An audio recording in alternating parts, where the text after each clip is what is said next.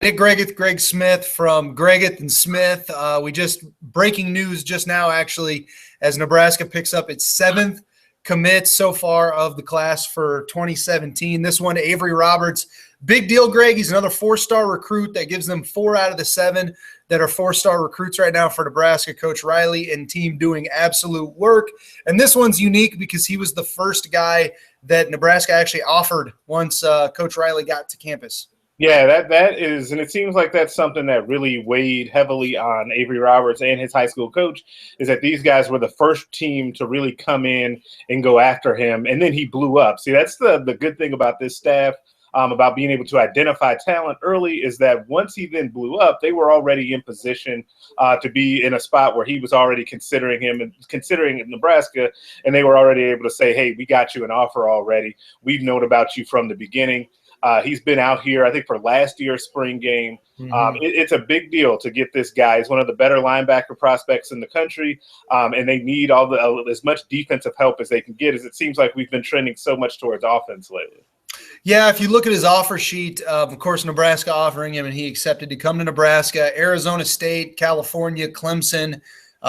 There's Louisville, Miami, Missouri, North Carolina, Oklahoma, Oregon, Penn State was really the team Nebraska had to end up beating out to get him. And actually, another interesting stat about Avery Roberts, he was at Penn State's spring game just last weekend, left there not very enamored with campus, with Penn State. It shows he commits to Nebraska.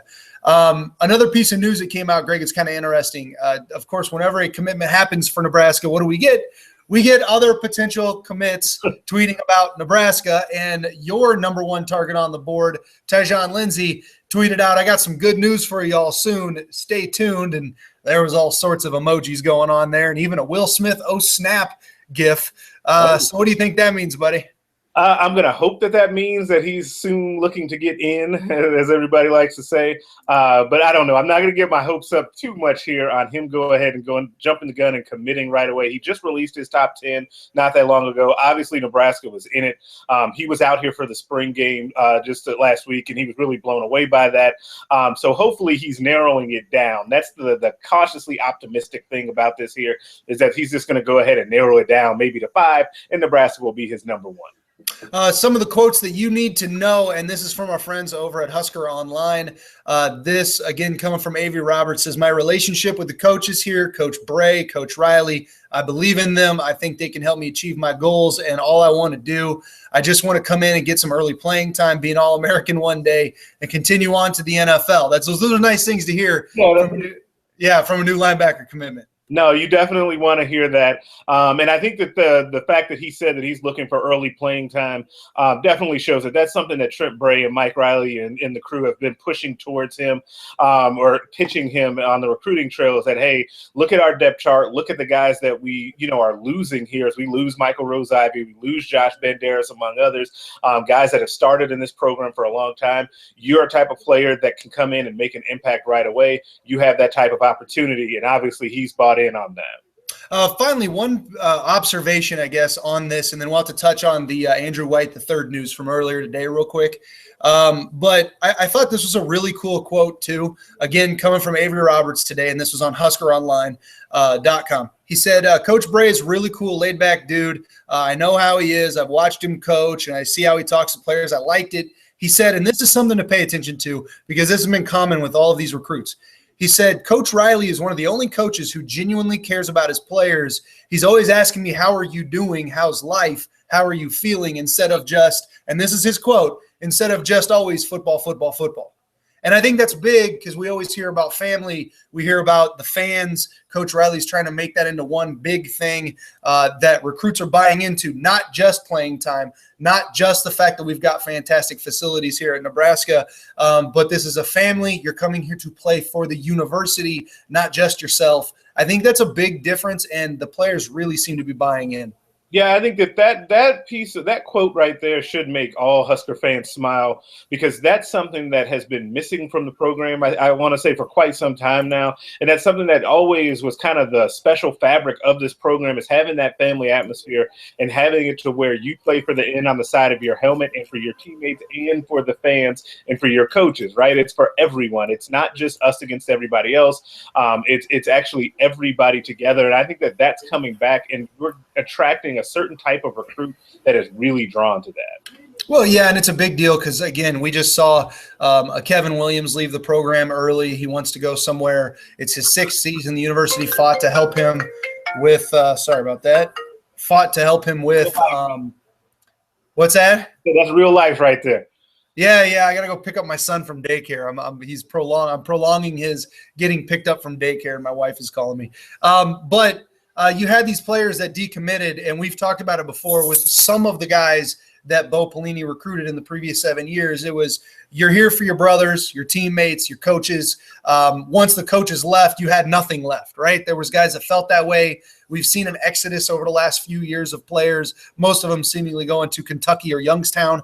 But I don't think you'll see that. You have that stat out there, Greg, about Michael Rose-Ivey being the only guy left from the 2012 defensive recruiting class. I don't think you'll run into those issues with this coaching staff, and I think that's a good sign for Nebraska moving forward. Yeah, I definitely think that it's a great sign for them moving forward. And I would pretty much bet that you're not going to see that while this staff is here, is another mass exodus.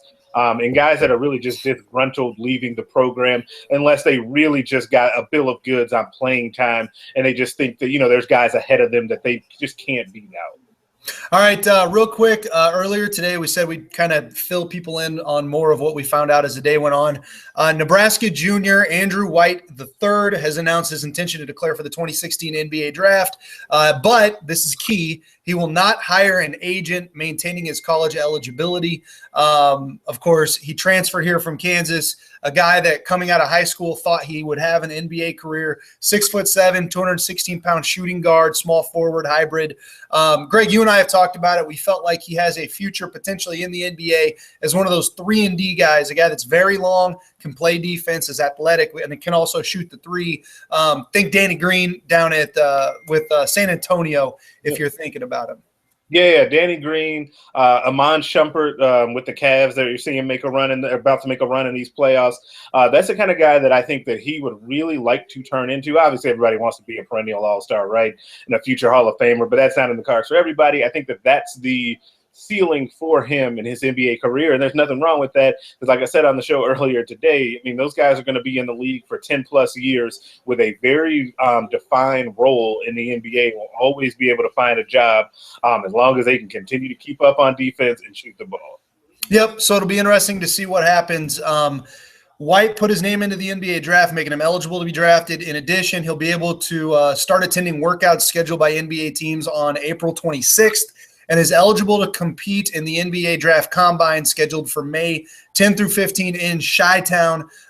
He will have until May 25th, which is 10 days following the Combine, to keep his name in or withdraw his name and maintain his eligibility and play for Nebraska next year. If you were going to guess, Greg, make a prediction whether or not he comes back, does he or does he not, and why? My prediction is that he comes back. I think that he will get the reason will be is he's not going to get a first-round grade, in my opinion. And I kind of think that unless you're in a dire situation, if you don't get a first-round grade coming into the NBA, you run that risk of maybe end up sliding, because guys always slide, and then you slide yourself right out of a guaranteed contract if you're not in that second round. So I think he ends up coming back, and I think he will improve his draft stock coming back to Nebraska.